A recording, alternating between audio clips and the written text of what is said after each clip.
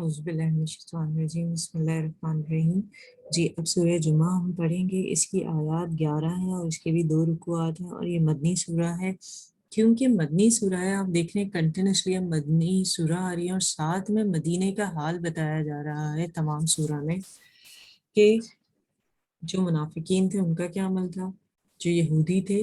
مطلب جو بنو نذیر، قریظہ اور کینکا میں رہنے والے تھے ان کا کیا عمل تھا، اور قریش مکہ کا کیا عمل تھا۔ اب یہاں پر انشاءاللہ تعالیٰ اس وضاحت آئے گی، لیکن جو اس سورہ کا نام ہے اگر آپ اس کو دیکھیں تو ہمارے پورے ویک کے اندر، پورے ہفتے کے اندر 7 دن ہوتے ہیں، اور یہ پہلی سورہ ہے جو کسی ہفتے مطلب پورے ویک کے ڈیز میں سے کسی ایک کے نام پہ رکھی گئی ہے، جمعہ۔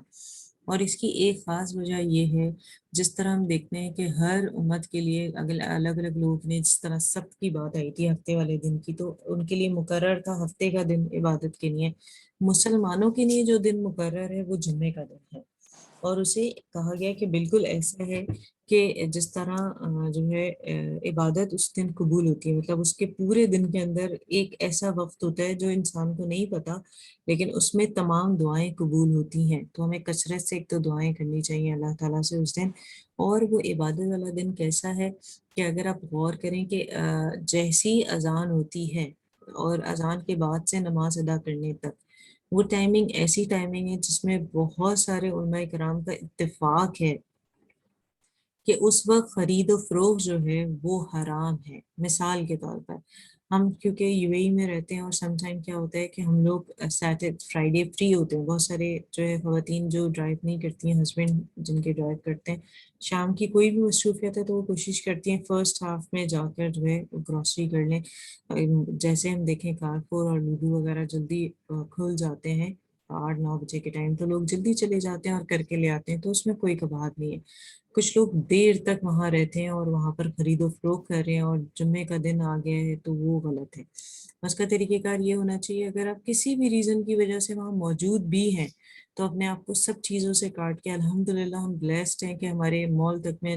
مساجد موجود ہوتی ہیں، تو ہم اذکار شروع کر دیں جیسی اس کا ٹائم ہوتا ہے، اگر ہم مجبوری کے تحت گئے ہیں، اور اس ٹائمنگز میں ہم پریئر روم میں رہ کر نماز ادا کریں۔ یا ایک چیز کہ ہم گھر میں موجود ہیں، اور جس طرح سب کے گھر میں کچھ نہ کچھ کھانے کا اہتمام ہو رہا ہوتا ہے، ہسبینڈس کی چھٹی ہوتی ہے، فار ایگزامپل آپ بریانی کچھ بنا رہے ہیں اور آپ نے بقالہ کو کال کیا اور آپ نے کہا بھائی ہرا دنیا دے دیں، تو کوشش کریں کہ اس میں آپ نے دیکھیں سیل اور بائی دونوں کی بات کریے، آپ خرید بھی رہے ہیں اور وہ بیچ بھی رہے ہیں، اور بیچارہ وہ چاہے نماز پڑھنے والا بندہ ہو، وہ بیچارہ اپنی کمائی کے لیے پھر نکل کر آتا ہے، نماز اس کی لیٹ ہو جائے، مقصد یہ ہے اس کا، تو اسے بھی حرام قرار دیا گیا اس دوران جو آپ نے خرید و فروخت کی، کیونکہ وہ ہماری عبادت کا وقت ہے۔ تو ہمیشہ یاد رکھیں، کوشش کریں، جیسے اگر آپ ٹائمنگز دیکھیں، میں آپ کو لمسم بات بتا رہی ہوں کہ جو ظہر کا ٹائم ہوتا ہے اس کا ٹائم کبھی 12:10 ہو جاتا ہے، 12:15 سے لے کے وہ زیادہ سے زیادہ 12:45 کے درمیان، مطلب اگر آپ دیکھیں 1:45 تک ہی رہتا ہے، اگر 12 سے شروع ہوتا ہے تو کوشش کریں جو 12 سے 1 کے درمیان کا ٹائم ہوتا ہے بالخصوص جو ہے جمعے والے دن، اس کو صرف آپ مخصوص رکھیں صرف دین کے کام کے لیے۔ مطلب آپ کوئی اذکار کر رہے ہوں یا اس کی تیاری، جیسے ہمارے چھوٹے بچے ہیں ہم ان کو نہلا دھلا رہے ہیں، ان کو تیار کریں جمعے کے لیے، اس میں کوئی برائی نہیں، کیونکہ آپ جمعے کی تیاری کر رہے ہیں، ایون خود بھی نہا دھو رہے ہیں جو اس کا حصہ ہے جمعے کا، کیا آپ نے سب سے خوبصورت جو آپ کے پاس لباس ہے اس میں سے سب سے بہترین لباس نکال کے پہننا ہے، خوشبو لگانی ہے، نہانا جو ہے یہ سنت رسول ہے، مسواک کرنا سنت رسول ہے، درود پڑھنا سنت رسول ہے، کیونکہ اگر دیکھا جائے تو درود شریف جو ہیں وہ جمعے والے دن نبی صلی اللہ علیہ وسلم کو حاضر، مطلب ان کو پیش کیے جاتے ہیں۔ پھر سورہ قاف جو ہے وہ پڑھنا بہت ضروری ہے، اگر آپ بہت ہری میں ہیں ایٹ لیسٹ فرسٹ رکوع لازم پڑھ لیں۔ بہت سارے لوگ بڑا اچھا کرتے ہیں، جب ہم فرائیڈے کو مل رہے ہوتے ہیں کسی سے بھی تو آپ دیکھیں پورا جمعہ ہوتا ہے، کچھ لوگ تو تھرسڈے مطلب مغرب کے بعد پڑھ لیتے ہیں، کچھ لوگ کیا کرتے ہیں اپنے موبائل پہ، کیونکہ ایپ ہیں وہی چیز کے موبائل کے بھی اپنے پرونس اینڈ کونس ہیں، کہ آپ چاہیں اس سے فائدہ اٹھائیں، آپ چاہیں اس کو اس سے نقصان اٹھائیں، تو وہ فائدہ کیا اٹھاتے ہیں کہ اس پہ وہ پڑھ رہے ہوتے ہیں. تو یہ ایک اچھا طریقہ ہے. اب ہم چونکہ سورہ جمعہ پڑھیں گے تو جیسے جیسے اس کی وضاحت آئے گی ہم کریں گے. اور آپ دیکھیں اس کے بعد اللہ تعالیٰ کہتے ہیں تم مطلب بکھر جاؤ، پھیل جاؤ اللہ کا فضل تلاش کرنے کے لیے. آپ دیکھیں جو مسجد کے اندر داخل ہونے کی بھی دعا ہے، مسجد سے باہر نکلنے کی بھی دعا ہے، اور اس دعا کا مطلب یہی ہے کہ اب تم پھیل جاؤ اور اللہ کا جو ہے فضل تلاش کرو. تو اب اس کا ہم آغاز کرتے ہیں سورہ جمعہ کا. جی اعوذ باللہ من الشیطان الرجیم، بسم اللہ الرحمن الرحیم. اللہ کی پاکی بولتا ہے جو کچھ آسمانوں میں ہے اور جو کچھ زمین میں ہے. بادشاہ کمال پاکی والا، عزت والا، حکمت والا وہی ہے جس نے ان ان پڑھوں میں انہی میں سے ایک رسول بھیجا کہ ان پر اس کی آیتیں پڑھتے ہیں اور انہیں پاک کرتے ہیں اور انہیں کتاب اور حکمت کا علم عطا فرماتے ہیں. اور بے شک وہ اس سے پہلے ضرور کھلی گمراہی میں تھے، اور ان میں سے اوروں کو پاک کرتے اور علم عطا فرماتے جو ان اگلوں سے نہ ملے. اور وہی عزت و حکمت والا ہے. یہ اللہ کا فضل ہے جس سے چاہے دے، اور اللہ بڑے فضل والا ہے. ان کی مثال جن پر توریت رکھی گئی تھی پھر انہوں نے اس کی حکم برداری نہ کی، گدھے کی مثال ہے جو پیٹھ پر کتابیں اٹھائے. کیا ہی بری مثال ہے ان لوگوں کی جنہوں نے اللہ کی آیتیں جھٹلائیں، اور اللہ ظالموں کو راہ نہیں دیتا. تم فرماؤ اے یہودیوں، اگر تمہیں یہ گمان ہے کہ تم اللہ کے دوست ہو اور لوگ نہیں، تم مرنے کی آرزو کرو. اگر تم سچے ہو، اور وہ کبھی اس کی آرزو نہ کریں گے ان کوتکوں کے سبب جو ان کے ہاتھ آگے بھیج چکے ہیں، اور اللہ ظالموں کو جانتا ہے. تم فرماؤ وہ موت جس سے تم بھاگتے ہو وہ تو ضرور تمہیں ملنی ہے، پھر اس کی طرف پھیرے جاؤ گے. جو چھپا اور ظاہر سب کچھ جانتا ہے، پھر وہ تمہیں بتا دے گا جو تم نے کیا تھا. اے ایمان والوں، جب نماز کی اذان ہو جمعے کے دن تو اللہ کے ذکر کی طرف دوڑو اور خرید و فروخت چھوڑ دو، یہ تمہارے لیے بہتر ہے اگر تم جانو. پھر جب نماز ہو چکے تو زمین میں پھیل جاؤ اور اللہ کا فضل تلاش کرو، اور اللہ کو بہت یاد کرو اس امید پر کہ فلاح پاؤ. اور جب انہوں نے کوئی تجارت یا کھیل دیکھا اس کی طرف چل دیے اور تمہیں خطبے میں کھڑا چھوڑ گئے. تم فرماؤ وہ جو اللہ کے پاس ہے کھیل سے اور تجارت سے بہتر ہے، اور جی اللہ کا رزق سب سے اچھا. جی یہاں پر دیکھیں اس آیت کی جو پہلی آیت ہے اس میں سب سے پہلے اللہ تعالیٰ کی تسبیح بیان ہوئی ہے. یسبح للہ ما فی السماوات و ما فی الارض ارض الملک القدوس العزیز الحکیم. تو سب سے پہلے تو اللہ تعالیٰ کی تسبیح جو ہر وقت ہمارے منہ پر رہنا چاہیے، چاہے وہ سبحان اللہ والحمد للہ. اور تسبیح کے لیے آپ دیکھیں ہم کیوں نہ اس کا شکر ادا کریں جس نے ہمیں مکمل بنایا، جس نے ہمیں اتنی نعمتیں دی. اگر ہمیں وہ دعائیں جو کہ ہم دیکھ رہے ہیں کہ صحابہ کرام سے ثابت ہے، نبی صلی اللہ علیہ وسلم نے انہیں سکھائی ہیں، تو ایٹ لیسٹ ہم ہر وقت اپنی زبان پہ سبحان اللہ، الحمد للہ، اللہ اکبر، سبحان اللہ و بحمدہ، سبحان اللہ العظیم، یہ ہر وقت ہمارے منہ پر رہنا چاہیے. ایٹ لیسٹ اگر ہم کھول کے وہ دعائیں نہیں پڑھ رہے صبح شام کی تو اس کا ضرور ہم ورد کرتے رہیں. پھر یہاں پر بتایا گیا کہ آپ دیکھیں کہ آپ پر جو ہے ایک رسول بھیجے گئے ہیں جو آپ پر آیتیں پڑھ کر سنائی جاتی ہیں، جو سناتے ہیں اور دین کی بات کرتے ہیں. یہاں پر آپ دیکھیں انسان کو سکھانے کا جو مقصد ہے وہ بتایا جا رہا ہے آیت نمبر 2 میں، کہ آپ دیکھیں وہ پڑھتے ہیں آپ کے اوپر کتاب. وہ کیا وجہ ہے کہ وہ آپ کی پاک کریں، آپ کو یزکی ہیں کہ وہ پاک کریں، یعلمہم الکتاب کہ وہ سکھائیں آپ کو کتاب اور حکمت. یہ 3 وجوہات ہیں، یہ آپ لکھ لیجئے کہ انسان کو پاک کیا جائے، اس کو کتاب سکھائی جائے، اور وہ کتاب قرآن مجید ہے، اور اس کو حکمت سکھائی جائے. پھر اس کے بعد کہا گیا، آپ یہ دیکھیں آیت نمبر 4 میں، ذالک فضل اللہ یؤتیہ من یشاء واللہ فضل العظیم، کہ کہا گیا یہ اللہ کا فضل ہے، اس نے دیا جسے وہ چاہتا ہے، اور وہ بڑے فضل والا ہے اور وہ عظیم ہے. تو یہاں اللہ تعالیٰ کی صفات بھی بیان کی جا رہی ہے، اور اللہ تعالیٰ بتا رہے ہیں کہ جس انسان کو اللہ تعالیٰ نے زیادہ دیا ہے، چاہے وہ اس کی صلاحیتیں ہوں یا دنیاوی اعتبار کے ساتھ اس کی مال و اسباب ہو، یہ اللہ تعالیٰ بہتر جانتا ہے کہ کس کو کیا دیا جائے. پھر یہاں پر مثال دی گئی ہے اگلی آیت کے اندر کہ ان کی مثال کیسی ہے جو توریت کو اٹھائے ہوئے ہیں، جیسے کہ انہوں نے سامان لادا ہوا ہو کسی چیز کے گدھے کے اوپر. تو آپ یہ دیکھیں کہ ایکچولی کیا تھا کہ جب حضرت موسیٰ کے بعد حضرت عیسیٰ علیہ السلام آئے اور انہیں بن باپ کے اللہ تعالیٰ نے پیدا کیا، تو سب سے زیادہ جو تہمت لگانے والے تھے وہ یہی یہودی ہی تھے. تو ان کے بارے میں بات کی گئی. اور آپ دیکھیں کہ اس کے بعد کہا گیا کہ ہم نے کیا کرنا ہے. جو نماز کی آیت آ رہی ہے جمعے کے حوالے سے، وہ آیت نمبر 9 ہے، جس میں کہا گیا یا ایھا الذین آمنوا اس نودی للصلاۃ من یوم الجمعہ فاسعوا الی ذکر اللہ وذروا البیع. یہاں پر ہمیں پتہ چل رہا ہے کہ اللہ تعالیٰ ہمیں بتا رہے ہیں کہ جمعے کے دن جو ہے اذان دی جائے تو تم اس کے ذکر کی طرف دوڑو اور خرید و فروخت چھوڑ دو. اب یہ دیکھیں یہاں پر اذان ہوتے ہی کہا جا رہا ہے کہ خرید و فروخت جو ہے ہمیں چھوڑ دینی چاہیے. تو اس سے ہمیں پتہ چلتا ہے کہ یہ بالکل جائز نہیں ہے. جس چیز سے اللہ تعالیٰ نے منع کر دیا ہے اس چیز سے ہمیں رک جانا ہے. تو کہا حدیث سے بھی ثابت ہے کہ نماز کے لیے دوڑنے کا مطلب یہ ہے کہ ہر چیز پھر تمہارے لیے ممنوع ہو گئی ہے، تاکہ تم وقار اور سکون کے ساتھ جو ہے وہ نماز کی ادائیگی کرو اور کاروباروں کو بند کر دو. جیسے اگر جو بھی کوئی سعودیہ گیا ہے تو آپ نے دیکھا ہوگا جیسے ہی اذان ہوتی ہے اور اس کے اراؤنڈ کیسے گولڈ کی شاپس بھی بنی ہوئی ہیں اور چھوٹی بڑی ہر طرح کی شاپس ہیں، وہ تمام چھوڑ کے نماز کی طرف چل دیتے ہیں. تو یہ طریقہ جو ہے وہ صحیح طریقہ ہے کہ اذان کے وقت جو ہے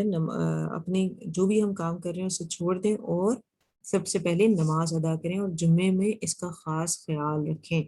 تو یہاں پر ایک اور چیز میں آپ کے سامنے رکھنا چاہوں گی، یہ آیت نمبر 9 آپ جمعے کے حوالے سے نوٹ کر لیں کہ ایک خاتون تھی، ان کے ہسبینڈ جو ہے اکثر جس طرح فرمائشی، یہ ایک حکایت ہے، مطلب ایک چھوٹی سی سٹوری تھی موٹیویشن کے لیے، کہ ایک ہسبینڈ تھے جو اکثر جو ہے وہ اپنی وائف کو ایک فرمائشی کھانوں کی وہ کرتے تھے کہ آپ نے بنانا ہے اچانک سے. تو ایک دفعہ کیا ہوتا ہے کہ اور وہ اس کو وقت پر پورا کرنے والوں میں سے تھیں کہ اگر انہوں نے کوئی فرمائش کی ہے تو وقت پر بن جائے. ایک دن وہ فرمائش کرتے ہیں، اتنی دیر میں اذان ہو جاتی ہے، تو وہ تمام چیزیں ابھی ہم جس طرح بنا رہے ہوتے ہیں اور ہم سوچتے ہیں کہ بس اس کی بھنائی کر لیں یا اس میں تھوڑا سا جو باقی کا کام ہے چاول ہے تو دم پہ لگا دیں اور پھر نماز کی طرف جائیں. ان خاتون نے کیا کیا، انہوں نے کہا ٹھیک ہے یہ کام کرنا ہے ہو جائے گا، پہلے میں نماز پڑھ لوں. وہ جب نماز پڑھنے کے لیے آئی ہیں تو اسی وقت جو ہے ان کا اجل کا وقت تھا اور ان کی جان نکال لی گئی. اور آخری وقت جو ہوتا ہے، جس وقت مطلب موت نکلتے ہوئے جو آپ عمل کر رہے ہوتے ہیں اس کا آپ کی آخرت سے بڑا تعلق ہوتا ہے. تو آپ یہ دیکھیں کہ اگر آپ وہ خاتون یہ بھی کر سکتی تھی کہ بقیہ کام کرتی رہتی اور نماز ٹھہر کے پڑھتی ہیں اور ہو سکتا ہے کہ ان کو کچن میں ہی موت آ جاتی، لیکن اللہ تعالیٰ نے ان کے لیے بہترین موت لکھی تھی، جو کہ اللہ کا حمد و ثنا اور ذکر کرتے ہوئے جا نماز پر آئے. وہ نماز کی ادائیگی کے وقت ان کی وہ موت ہوئی. یہاں ہمیں یہ سیکھنے کو ملتا ہے کہ اگر کوئی بھی ہم کام کر رہے ہیں اور اذان ہوگی تو تمام چیزوں کو چھوڑ کے پہلے نماز ادا کریں. جیسے کہ مثال کے طور پر آج کل رمضان ہے اور ہم ساری خواتین جو ہے سحر اور افطار میں بزی ہوتی ہیں، سحر کے وقت وہ بنا رہی ہوتی ہیں یا سب کھا چکے ہوتے ہیں تو ہم ساری کچن کلیئر کر رہے ہوتے ہیں، اور افطار میں بھی یہی ہوتا ہے. سب سے پہلے جو آپ کو کام کرنا چاہیے اذان ہوتے ہی، وہ پہلے نماز ادا کرنی چاہیے، اس کے بعد باقی چیزیں کرنی چاہیے. اسی طریقے سے میں آپ کو بتاؤں کہ اگر ہم ان چیزوں کا خیال رکھتے ہیں تو ہمارے اپنے ایمان کے لیے اور ہمارے اپنے لیے بہت بہتر ہے. جیسے ابھی میں ایک انٹرنیشین اسکالر کو دیکھ رہی تھی کہ وہ اسپیکر مطلب ایز اے اسپیکر کھڑے تھے ڈیسک پر، اور وہ لوگوں کو جو ہے بتا رہے تھے تسبیحات کے بارے میں، اور وہ یہ کہہ رہے تھے کہ آپ کثرت سے پڑھیں لا الہ الا اللہ لا الہ الا اللہ لا الہ الا اللہ. ابھی انہوں نے 3 بار کہا اور اسی وقت وہ گرے ہیں اور ان کا انتقال ہو گیا. تو سوچنے کی بات یہ ہے کہ جی میں نے بھی سنا ہے. جی، الحمدللہ. تو وہ جو ہے آپ اسے دیکھ سکتے ہیں کہ کیسے جو اللہ کے دین کا کام کر رہے ہوتے ہیں، سیکھ رہے ہوتے ہیں، سکھا رہے ہوتے ہیں. تو آپ دیکھیں ہو سکتا ہے ہماری اجل کا وقت یہی ہو اور ہم آخری جو کام کر رہے ہیں اس کی وجہ سے بخش دیے جائیں اور اللہ تعالیٰ کی راہ میں پسند کر لیے جائیں. اس لیے ہی کہا جاتا ہے کہ ہمیشہ اللہ تعالیٰ سے دعا کرنی چاہیے کہ اللہ تعالیٰ ہمیں آخری وقت میں کلمہ شہادت عطا کرے کہ جب ہمارا آخری وقت ہو. جیسے کہا جاتا ہے نا کہ دیکھیں اس کی ایک اور مثال میں آپ کو دوں، کیا ہے کہ جیسے آپ طوطا ہوتا ہے، بہت سارے لوگوں نے دیکھا ہوگا جو گرین یا جس طرح کی بھی آپ جو باتیں کرتے ہیں، تو جب ان کو مطلب جو چیز آپ سکھا دیتے ہیں ان کو وہی یاد ہوتی ہے، نام سکھا دیتے نام یاد ہوتے ہیں. تو اسی طرح ایک طوطا تھا ایک کے گھر میں، اور وہ انہوں نے ان کو سکھایا ہوا تھا لا الہ الا اللہ محمد رسول اللہ. تو وہ جب بھی کبھی کوئی اس کے قریب، ان کے گھر میں بلی بھی تھی، اور وہ جب کبھی بھی وہ کیٹ اس کے قریب آتی تو وہ کلمہ پڑھنا شروع کر دیتا تھا. اس سے اس کے مالک کو پتہ لگ جاتا تھا کہ جو ہے اس کے قریب جو ہے وہ ایک بلی آ گئی ہے. تو یہاں پر یہ تھا کہ اس کو بھی جس طرح جو چیز آپ سکھاتے ہیں وہی جو ہے ایون ہم اپنی مثال لے لیں کہ ہم جیسے جیسے اپنے مائنڈ کو سیٹ کرتے رہتے ہیں نا ہم اسی کے عادی ہو جاتے ہیں. کہ آپ سوچیں ایک جانور ہے وہ اس کو ایک انسان نے ایک ایز اے پیٹ اسے ایک چیز سکھائی ہے اور وہ اس کا کلو ہوتا تھا کہ اب بلی قریب آ گئی ہے تو وہ کلمہ پڑھنا شروع کر دیتا تھا طوطا. یہ ایک گھر کی کہانی تھی جو میں نے پڑھی تھی اور مجھے بڑی اچھی لگی. تو میں یہ سوچ رہی تھی کہ واقعی اگر ہم اس چیز کے عادی ہوں کہ ہماری زبان صرف اللہ کی حمد و ثنا بیان کر رہی ہو اور ہر لمحے کر رہی ہو, کیونکہ ہمیں تو نہیں پتا ہماری موت کب آ جائے گی, لیکن ہم یہ تو جانتے کل نفس ذائقۃ الموت, ہر انسان کو موت آنی ہے, تو کیوں نہیں ہم اس کی ایسے حمد و ثنا کرتے جیسے کرنے کا حق ہے. اور یہ سوچ کے کیوں نہیں کرتے شاید کہ ہم آخری بار ادا کر رہے ہو. ایسے ہی ہے نا, ہر رمضان میں ہمیں لگتا ہے پتہ نہیں اگلے ملیں گے کہ نہیں ملیں گے, اور اس کووڈ نے تو اس چیز کو اور واضح طور پہ بتا دیا ہمیں. تو یہاں ہمیں ایک تو یہ چیز سمجھ میں آ جانی چاہیے. دوسرا آپ دیکھیں کہ اگلی جو آیت تھی, آیت نمبر 10 میں بتایا گیا فَإِذَا قُضِيَتِ الصَّلَاةُ فَانتَشِرُوا فِي الْأَرْضِ فَابْتَغُوا مِنْ فَضْلِ اللَّهِ وَاذْكُرُوا اللَّهَ كَثِيرًا لَعَلَّكُمْ تُفْلِحُونَ. یہاں دیکھیں جو مسجد سے نکلنے کی دعا ہے وہ یہی ہے, اللہم انی اسألک من فضلک ورحمتی, یعنی اے اللہ میں تجھ سے سوال کرتا ہوں تیرے فضل کا اور تیری رحمت کا. جیسے انسان جب مسجد سے باہر نکلتا ہے تو وہ یہی دعا کرتا ہے, اللہ میں تیرے فضل کا سوال کرتا ہوں کہ میں نے نماز ادا کر دی جو کہ مجھ پہ فرض تھا, اب میں نکل رہا ہوں باہر تو اس میں میری مدد کر. اور دیکھیں اس کی میننگ جو بھی میں نے آیت پڑھی وہ یہی ہے, پھر جب نماز ہو چکے تو زمین میں پھیل جاؤ اور اللہ کا فضل تلاش کرو, باکثرت اللہ کا ذکر کیا کرو تاکہ تم فلاح پاؤ. تو یہاں پر کیا ہے کہ آپ نکل تو جائیں باہر لیکن اللہ کا وہ حمد و ثنا آپ کے منہ پہ رہنی چاہیے, سبحان اللہ و بحمدہ سبحان اللہ العظیم. پھر استغفار جو ہے کثرت سے کریں, کیونکہ استغفار کیا کرتا ہے آپ کے رزق میں برکت دیتا ہے اور آپ کے گھر میں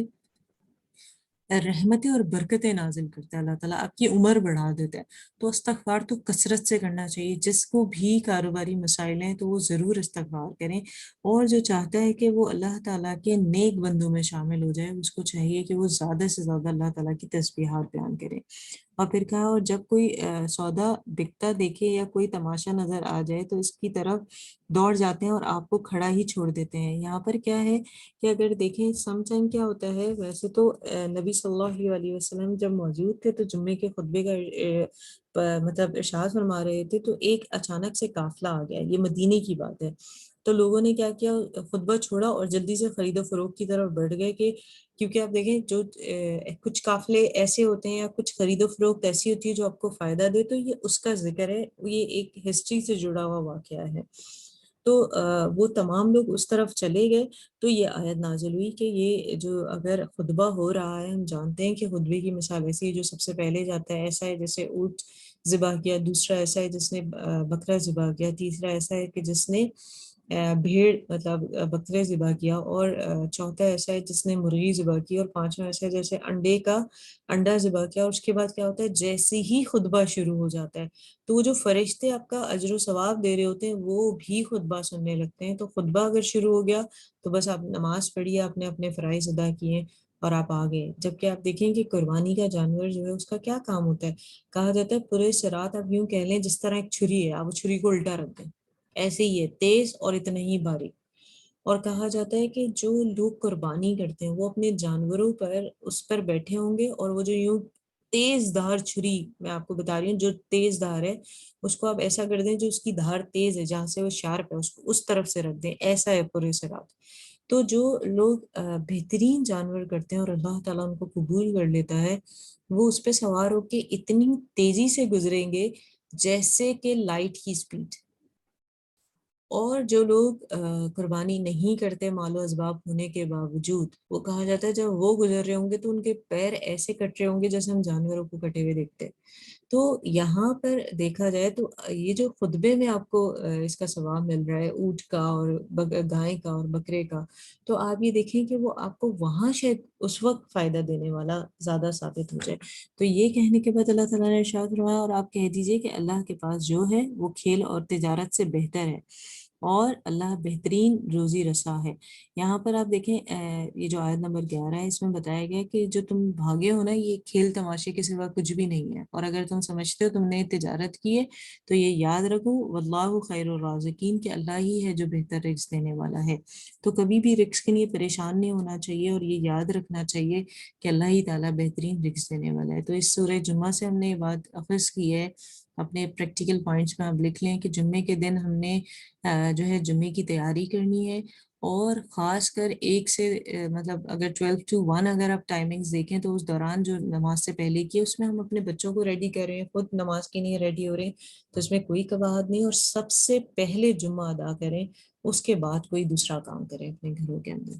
اور اس میں کوئی قباحت نہیں کہ جب آپ نے پڑھ لیا ہے تو آپ نکل جائیں، اور اس دن اپنے اپنے کبٹ کو کھول کے سب سے بہترین لباس پہنے۔ ابھی جمعہ آ رہا ہے اور وہ بھی رمضان کا جمعہ ہے، اور اس دن کلاس نہیں ہوتی، کافی ٹائم ہوتا ہے، تو کوشش کیا کریں کہ اس دن صلاۃ میں تسبیح بھی لازم پڑھیں جمعے والے دن،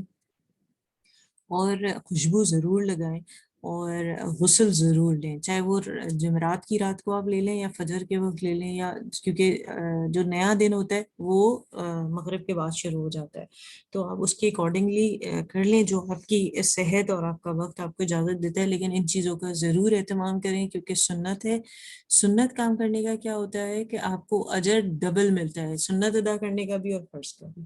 تو اللہ تعالیٰ مجھے اور آپ کو اس پر عمل کرنے والا بنائے۔ اگلی سورہ سورہ منافقون ہے، اس کی بھی 11 آیتیں ہیں اور 2 رکوعات ہیں، اور یہ بھی مدنی سورہ ہے، تو اسے پڑھتے ہیں انشاءاللہ۔ بسم اللہ الرحمن الرحیم۔ جب منافق تمہارے حضور حاضر ہوتے ہیں، کہتے ہیں کہ ہم گواہی دیتے ہیں کہ حضور بے شک یقیناً اللہ کے رسول ہیں، اور اللہ جانتا ہے کہ تم اس کے رسول ہو، اور اللہ گواہی دیتا ہے کہ منافق ضرور جھوٹے ہیں، اور انہوں نے اپنی قسموں کو ڈھال ٹھہرا لیا تو اللہ کی راہ سے روکا، بے شک وہ بہت ہی برے کام کرتے ہیں۔ یہ اس لیے کہ وہ زبان سے ایمان لائے پھر دل سے کافر ہوئے تو ان کے دلوں پر مہر کر دی گئی، تو اب وہ کچھ نہیں سمجھتے، اور جب تو انہیں دیکھے ان کے جسم تجھے بھلے معلوم ہوں، اور اگر بات کریں تو ان کی بات غور سے سنیں گویا وہ کڑیاں ہیں دیوار سے ٹکائی ہوئی، ہر بلند آواز اپنے ہی اوپر لے جاتے ہیں، وہ دشمن ہیں تو ان سے بچتے رہو، اللہ انہیں مارے کہاں اوندھے جاتے ہیں، اور جب ان سے کہا جائے کہ آؤ رسول اللہ تمہارے لیے معافی چاہیں تو اپنے سر گھماتے ہیں، اور تم انہیں دیکھو کہ غور کرتے ہوئے منہ پھیر لیتے ہیں۔ جی ان یہاں پر پر آپ ایک سا دیکھیں، ہے۔ جی یہاں جو شروع ہوئی ہے آیت نمبر 1، اذا جاءك المنافقون قالوا نشهد انك رسول اللہ، یہاں پر دیکھیں جب آئے منافقین تو وہ کہتے ہیں کہ ہم جو ہے ہم اس بات کی گواہ ہیں کہ آپ بے شک آپ اللہ کے رسول ہیں۔ ان میں جو خاص کر بات کی گئی ہے، جو سب سے بڑا رئیس المنافق تھا مدینے میں، جس کے بارے میں نے آپ کو پہلے بھی بتایا تھا کہ نبی صلی اللہ علیہ وسلم جب مدینے میں تشریف لائے تو زیادہ گمان تھا کہ وہ مدینے کا سردار بننے والا تھا۔ جیسے ہی نبی صلی اللہ علیہ وسلم آئے اور انہیں مقرر کر دیا کہ بھئی یہ تو اب ریاست مدینہ قائم کریں گے اور یہ سب سے معتبر ہیں، تو ایک تو اس وجہ سے وہ منافقت کرتا تھا کہ اس کے اندر اتنا نفاق تھا کہ وہ بظاہر جو ہے وہ مسلمان بنا ہوا تھا، اور وہ دل سے جو ہے ساری خبریں جتنی بھی جنگیں ہوئی غزوات ہوئی ان میں تمام جو انفارمیشن ہے وہ تمام کہ کتنے لوگ ہیں، کیا ہے، کس طرح ہوگا، کس جگہ ہوگا، تمام چیزیں وہ قریش مکہ کو بھی بتاتا تھا، اس کے اراؤنڈ جو قبیلے موجود تھے ان کو بھی، بنو قریظہ، کینکا اور نذیر کو بھی، تو ان کے بارے میں کہا جا رہا ہے اور بتایا جا رہا ہے نبی صلی اللہ علیہ وسلم کو، یہ جو منافق ہیں یہ ان کا معاملہ کیا ہے، یہ تمہارے سامنے تو قسمیں کھاتے ہیں لیکن ان کے جو دل ہے ان کے اندر صرف اور صرف نفاق ہے، نہ یہ اللہ سے ویسی محبت رکھتے ہیں جیسی رکھنی چاہیے، اور نہ ہی یہ نبی سے ویسی محبت رکھتے ہیں جیسی رکھنی چاہیے، تو اس کے بارے میں بتایا جا رہا ہے۔ جی ان پر ایک سا ہے، تم ان کی معافی چاہو یا نہ چاہو اللہ انہیں ہرگز نہ بخشے گا، بے شک اللہ فاسقوں کو راہ نہیں دیتا۔ وہی ہیں جو کہتے ہیں کہ ان پر خرچ نہ کرو جو رسول اللہ کے پاس ہیں، یہاں تک کہ پریشان ہو جائیں، اور اللہ ہی کے لیے ہے آسمانوں اور زمین کے خزانے، مگر منافقوں کو سمجھ نہیں، کہتے ہیں ہم مدینہ پھر کر گئے، تو ضرور جو بڑی عزت والا ہے وہ اس میں سے نکال دے گا اسے جو نہایت ذلت والا ہے۔ اور عزت تو اللہ اور اس کے رسول اور مسلمانوں ہی کے لیے ہے، مگر منافقوں کو خبر نہیں۔ اے ایمان والوں، تمہارے مال نہ تمہاری اولاد کوئی چیز تمہیں اللہ کے ذکر سے غافل نہ کرے، اور جو ایسا کرے تو وہی لوگ نقصان میں ہیں۔ اور ہمارے دیے میں سے کچھ ہماری راہ میں خرچ کرو، قبل اس کے کہ تم میں کسی کو موت آئے، پھر کہنے لگے اے میرے رب، تو نے مجھے تھوڑی مدت تک کیوں مہلت نہ دی کہ میں صدقہ دیتا اور نیکوں میں ہوتا؟ اور ہرگز اللہ کسی جان کو مہلت نہ دے گا جب اس کا وعدہ آ جائے، اور اللہ کو تمہارے کاموں کی خبر ہے۔ جی، اس میں اگر دیکھا جائے تو یہ جو عبداللہ بن ابی تھا، یہ صرف یہ نہیں کرتا تھا کہ خبریں دوسروں تک پہنچائے، بلکہ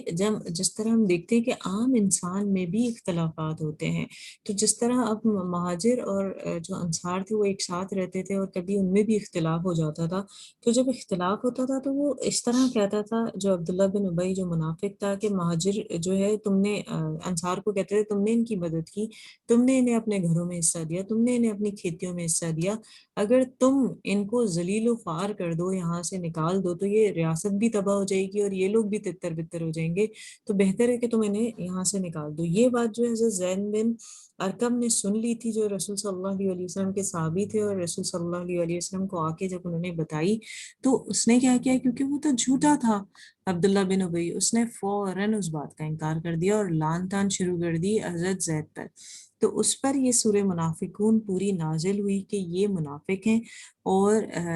یہ جو منافق کا کام کیا ہوتا ہے، اگر آپ دیکھیں منافق نفاق سے نکلا ہے۔ نفاق کیا ہوتا ہے کہ کوئی اور چیز رہی ہو اور ریئل اس کی حقیقت کچھ اور ہو، مطلب اس کی آپ اظہار کچھ اور کر رہے ہیں اور دل کے اندر کچھ ہے۔ تو ہمیشہ یاد رکھیں معاشرے کے اندر بھی، آج بھی مسلمانوں کے اندر جو خیر کا کام کر رہے ہیں یا شر کا کام کر رہے ہیں، سب سے زیادہ جو نقصان پہنچانے والے ہیں وہ وہی ہیں جن کے اندر نفاق زیادہ ہے۔ اور نفاق کے بارے میں بتایا گیا جو منافق ہے کہ اس کی جو ہے اس کو اللہ تعالیٰ نے بالکل نہیں پسند کیا، اور وہ کیا ہوتا ہے کہ آپ کہہ کچھ رہے ہوتے ہیں اور آپ کے دل کا معاملہ کچھ اور ہوتا ہے۔ تو ہمیشہ ایک یہ آیت حضور صلی اللہ علیہ وسلم کی حدیث یاد رکھیں کہ اللہ تعالیٰ تمہارے چہروں کو نہیں دیکھتا، نہ وہ تمہاری صورتوں کو دیکھتا ہے، نہ تمہارے چہروں کو دیکھتا ہے۔ وہ کس کو دیکھتا ہے؟ وہ تمہارے اعمال کو دیکھتا ہے، اور تمہارے دلوں کو دیکھتا ہے کہ ہماری نیتیں کیا ہیں۔ اور یہ یاد رکھیں ہم جو بھی کام کر رہے ہیں، اللہ تعالیٰ کو ہماری نیتوں کا بہتر طریقے سے پتہ ہے۔ تو یہاں ہمیں سمجھ آیا کہ منافقت جو ہے وہ سب سے زیادہ ناپسندیدہ چیز ہے اور ہمیں اس سے بچنا چاہیے۔ جی، آگے سورہ شروع ہوئی ہے، سورہ تغابن، اس کی آیات جو ہے 18 ہیں اور اس کے بھی 2 رکوعات ہیں۔ جی، بسم اللہ الرحمن الرحیم۔ اللہ کی پاکی بولتا ہے جو کچھ آسمانوں میں ہے اور جو کچھ زمین میں، اسی کا ملک ہے اور اسی کی تعریف، اور وہ ہر چیز پر قادر ہے۔ وہی ہے جس نے تمہیں پیدا کیا تو تم میں کوئی کافر اور تم میں کوئی مسلمان، اور اللہ تمہارے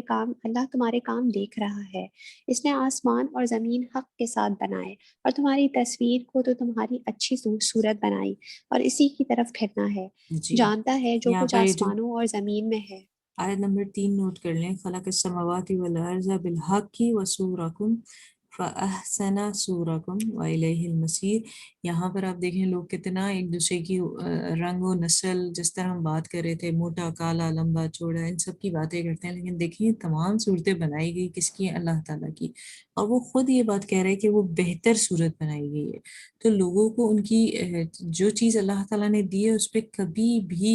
جو ہے نا آگے سے بات نہیں کرنی چاہیے۔ ہمیشہ جو ہے ہمیں اس چیز کو سمجھنا چاہیے کہ یہ اللہ تعالیٰ کی طرف سے بنائی ہوئی، مطلب اس کا خالق اللہ تعالیٰ ہے، تو ہم کون ہوتے ہیں جو اس پہ کوئی بات کرے؟ جی، اور جانتا ہے جو تم چھپاتے اور ظاہر کرتے ہو، اور اللہ دلوں کی بات جانتا ہے۔ کیا تمہیں ان کی خبر نہ آئی جنہوں نے تم سے پہلے کفر کیا اور اپنے کام کا وہاں وبال چکھا، اور ان کے لیے دردناک عذاب ہے۔ یہ اس لیے کہ ان کے پاس ان کے رسول روشن دلیلیں لاتے، تو بولے کیا آدمی ہمیں راہ بتائیں گے؟ تو کافر ہوئے اور پھر گئے، اور اللہ نے بے نیازی وہ کام فرمایا، اور اللہ بے نیاز ہے سب خوبیوں سراہا۔ کافروں نے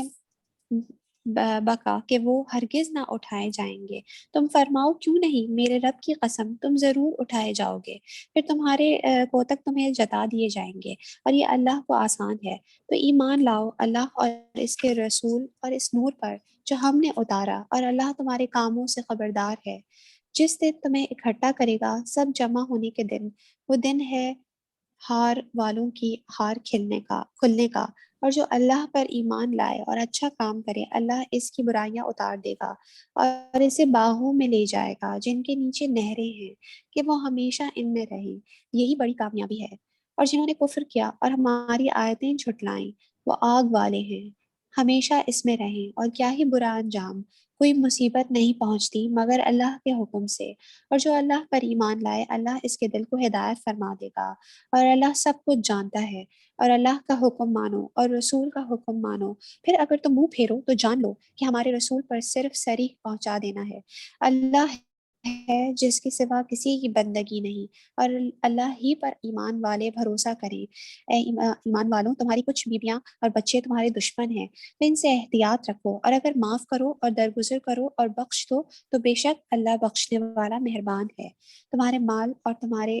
بچے جانچ ہی ہیں، اور اللہ کے پاس بڑا ثواب ہے۔ تو اللہ سے ڈرو جہاں تک ہو سکے، اور فرمان سنو اور حکم مانو، اور اللہ کی راہ میں خرچ کرو اپنے بھلے کو، اور جو اپنی جان کے لالچ سے بچایا گیا تو وہی فلاح پانے والے ہیں۔ اگر تم اللہ کو اچھا قرض دو گے وہ تمہارے لیے اس کے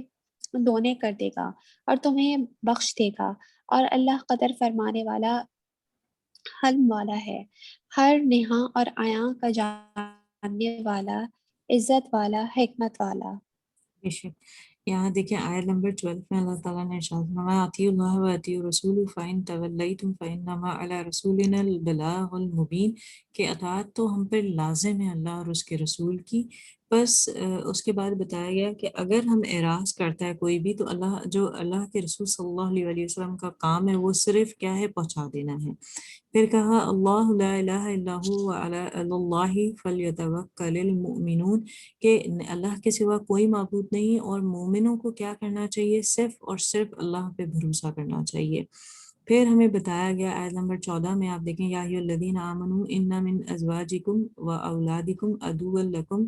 فاحذروہم فان تعفوا وتصفحوا وتغفروا فان اللہ غفور رحیم، کہ بے شک بتایا جا رہا ہے اے ایمان والو، یہ تمہارے زوج ہیں،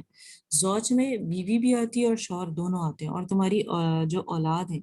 ان کے بارے میں کہا گیا کہ تمہاری بیوی اور تمہارے بچے جو ہیں تمہاری دشمن ہیں، بس ان سے ہوشیار رہنا، اور اگر تم معاف کر دو اور درگزر کر دو اور بخشش دو تو اللہ بخشنے والا ہے۔ یہاں پر اگر دیکھیں تو یہاں پر اکثر لوگ پوچھتے ہیں کہ یہ کیا سلسلہ ہے کہ ہمیں کہا جاتا ہے کہ اولاد جو ہے اور مال جو ہے فتنہ ہے۔ ایکچولی کیا ہے کہ وہ آپ کو جج کرنے کے لیے سب سے بہترین پیمانہ ہے، کیونکہ یہ مال اور اسباب ہی ہوتے ہیں جن کی وجہ سے جو ہے انسان حلال اور حرام کا فرق بھول جاتا ہے۔ یہ آیت جو ہے، کیونکہ ابھی ہم ہسٹری سے ریلیٹڈ بات کر رہے ہیں تو اسی سے جڑی ہوئی ہے کہ جو ہے کیونکہ کچھ لوگ مکہ میں چھوڑ کر آئے تھے جب لوگ مدینہ میں آئے تھے، اور ان کی آپ نے دیکھا کہ بچوں اور بیوی کی ان کو فکر ہوتی تھی، جیسے ہم پیچھے بھی پڑھ کر آئے ہیں کہ ایک صحابی نے کیا کیا تھا کہ وہاں پر خبر پہنچا دی تھی، تو ان چیزوں کے ساتھ کہا جا رہا ہے کہ یہ غلط ہے۔ اگر تم سے غلطی سرزد ہو جائے، جیسے ان صحابی سے نبی صلی اللہ علیہ وسلم نے پوچھا تھا کہ کیا آپ نے یہ خبر بھجوائی تھی، تو انہوں نے فوراً اس بات کا اقرار کیا تھا، کیونکہ انہوں نے کہا کہ میرا مقصد یہ نہیں تھا کہ میں دین کے اندر بگاڑ پیدا کروں یا کچھ اس طرح کا معاملہ کروں، یہ کرنے کا مقصد صرف یہ تھا کہ میں اپنے بیوی بچوں کو محفوظ کر لوں، اور اس کے سوا کوئی میرا مقصد نہیں تھا۔ تو اللہ تعالیٰ نے پھر ان کے لیے بھی اگر آپ دیکھیں تو یہی ہے کہ کیا کرنا ہے، پھر انہوں نے اللہ تعالیٰ سے معافی مانگنی ہے، کیونکہ وہ درگزر کرنے والا ہے اور بخشنے والا ہے۔ پھر دیکھیں آگے والی آیت وہی آگئی انما اموالکم و اولادکم فتنہ، کہ جو تمہارے بے شک تمہارے مال اور اولاد فتنہ ہے۔ حضور صلی اللہ علیہ وسلم کی حدیث ہے میری امت کا جو سب سے بڑا فتنہ ہے وہ مال ہے۔ آج دیکھیں اگر آپ غور و فکر کریں تو سب سے زیادہ جو لڑائی ہے وہ پیسے پر ہے۔ آپ دیکھیں وراثتوں پہ کتنے جھگڑے ہیں، اپنے وہ رشتے جو صلہ رحمی کے رشتے ان میں بھی بگاڑ پیدا ہو جاتا ہے۔ واللہ عندہ اجر عظیم، اور اللہ کے پاس جو ہے سب سے بہترین اجر ہے۔ پھر ہمیں بتایا گیا آیت نمبر جو ہے 16 میں فاتقوا اللہ، بار بار آ رہا ہے کہ اللہ سے ڈرو۔ मस्तअतुम फस्मउ वअतिउ वअनफिकु खैरन लिअनफुसिकुम। अब फिर कहा जा रहा है कि आपने क्या करना है कि जहां तक तुमसे हो सके अल्लाह से डरते रहो और सुनते और मानते चले जाओ। पहली बात क्या करना है, अल्लाह से डरना है, कुरान को सुनना है, मानना है। फिर क्या करना है, आओ अल्लाह की राह में खैरात करते रहो और जो तुम्हारे लिए बेहतर है, मतलब खैरात का करना हमारे हक में बेहतर है। फिर बड़ी प्यारी बात है, वो मई यू का शुहा नफ्सी ही फ़उलाइका हुमुल मुफ़लिहून, और जो शख्स अपने नफ्स की हिर्स में महफूज रह जाए वही कामयाब है। तो वो ये नहीं होनी चाहिए कि अपने नफ्स की आपके अंदर हिर्स हो। और फिर जो आखिरी दो आयत है उनमें कहा, इन तक़रिज़ुल्लाह कर्ज़न हसनन युज़ाइफ़हु लकुम व यग़फ़िर लकुम वल्लाहु शकूरुन हलीम आलिमुल ग़ैबि व शहादतिल अज़ीज़िल हकीम। और फिर बताया गया कि सबसे बेहतर कर्ज क्या है जो अल्लाह को दिया जाए। जैसे हम देखते हैं जो सदकात हैं कि हमने सूरह बकरा में पढ़ी थी, एक का अजर जो है वो ऐसा है कि आपने एक बीज बोया, 7 बालियां निकली, हर बाली में 700 दाने, तो एक धर्म का जो अजर है वो 700 के बराबर है। और अल्लाह बड़ा कदरदान है, यहाँ पर बताया जा रहा है, और वो पोशीदा और जाहिर हर चीज़ का जानने वाला है। तो अल्लाह ताला जो है हमें इसको समझने वाला बनाए। आगे सूरह तलाक आ रही है, इसकी आयतें भी 12 हैं और इसके रुकूआत भी 2 हैं, और ये भी मदनी सूरा है। जी इसे पढ़ लेते हैं। बिस्मिल्लाहिर्रहमानिर्रहीम। ए नबी, जब तुम लोग औरतों को तलाक दो तो इनकी इद्दत के वक्त पर उन्हें तलाक दो और इद्दत का शुमार रखो और अपने रब अल्लाह से डरो। इद्दत में उन्हें इनके घरों से ना निकालो और ना वो आप निकलें, मगर ये कि कोई सरीह बेहयाई की बात लाएं। और ये अल्लाह की हदें हैं, और जो अल्लाह की हदों से आगे बढ़ा बेशक इसने अपनी जान पर जुल्म किया। तुम्हें नहीं मालूम, शायद अल्लाह इसके बाद कोई नया हुक्म भेजे। तो जब वो अपनी म्याद तक पहुंचने को हो तो उन्हें भलाई के साथ रोक लो या भलाई के साथ जुदा करो, और अपने में दो सिक्का दो, गवाह कर लो, और अल्लाह के लिए गवाही कायम करो। इससे नसीहत फरमाई फरमाई जाती है इसे जो अल्लाह और पिछले दिन पर ईमान रखता हो और जो अल्लाह से डरे। अल्लाह इसके लिए निजात की राह निकाल देगा और इसे वहां से रोजी देगा जहां इसका गुमान ना हो। और जो अल्लाह पर भरोसा करे तो वो इसे काफ़ी है। बेशक अल्लाह अपना काम पूरा करने वाला है। बेशक अल्लाह ने हर चीज़ का एक अंदाज़ा रखा है। जी और यहाँ तुम्हारी पर आप औरतों देखें, में यहाँ पर जी बताया जा रहा है नबी सल्लल्लाहु अलैहि वसल्लम को कि अपनी उम्मत से कह दो कि अपनी बीवियों को तलाक देना अगर वो चाहते हैं तो क्या करना है, इद्दत में इन्हें तलाक दो। मिसाल के तौर पे कहा ये बात कही जाती है कि आप देखें कि इद्दत क्या होती है। तलाक की इद्दत में आप एक तरीक़ेकार हमें बताया गया है कि जितने दिन भी, फॉर एग्जांपल मिसाल के तौर पे पहले हम तलाक को समझ लेते हैं कि तलाक ऐसी है कि मर्द के पास यूं कहें कि 3 कार्ड्स हैं। गुस्से में क्योंकि तलाक गुस्से में ही दी जाती है, कोई भी खुशी से तो नहीं देता। तो जैसी अगर उनके तकिए कलाम ही है कि वो बीवी को डराते या इस तरह करते हैं कि मैंने तुम्हें तलाक दिया, मैंने तुम्हें छोड़ दिया, और इससे रिलेटेड बहुत सारे अल्फाज हैं जो हम मुफ्ती कराम उसके बारे में वजाहत करते हैं। तो ये बिल्कुल ऐसा है कि अगर आपने एक तलाक दे दी तो वो जो 3 कार्ड मर्द के पास होते हैं वो एक उसने यूं के समझे टेबल पे डाल दिया, फिर 10 साल बाद दूसरी दे दी तो दूसरा भी डाल दिया, अब 2 तलाकें हो गई हैं। और जब कभी भी वो तीसरी बार कहेंगे, वो चाहे 20 साल बाद कहें, तो तीसरी तलाक हो गई है, और वो औरत फिर आप पर हराम हो जाती है जब आप 3 तलाकें दे दें। तो तलाक का मामला ये है कि इसमें जैसे ही, क्योंकि हम ये पढ़कर आए हैं पीछे से भी कि एक औरत एक वक्त में सिर्फ एक मर्द पर हलाल है, बाकी पूरी खलकत इंसानी जितनी भी मर्द हैं सब पर हराम हो जाती है। लेकिन जैसे ही उसे तलाक होती है उस सूरत में वो दूसरे मर्दों के लिए हलाल है, और उसके पास जो भी रिश्ता आता है वो उसके साथ शादी कर सकती है। तो एक तो ये चीज़ हो गई है। दूसरा, आप ये बताया जा रहा है कि अगर तुमने तलाक दे दी, एक चीज़ और ये साथ में समझ लें कि अल्लाह ताला को जायज़ कामों में जो सबसे ज़्यादा नापसंद है वो तलाक है। क्योंकि उसकी वजह क्या है कि देखें, 2 फर्द के अंदर जो बिगाड़ पैदा होता है, उनकी जो आने वाली जनरेशन जो मौजूद होती है, उनके बच्चे, उनमें बिगाड़ पैदा होता है, और पीछे जो उनके पेरेंट्स जो आपस में 2 खानदान आपस में मिलते हैं उनके अंदर जो है जुदाई आ जाती है। तो इसलिए इसे नापसंद किया गया। ये मीटिंग खत्म हो रही है तो इंशाल्लाह दोबारा ज्वाइन करें आप, फिर इस पर बात करते हैं।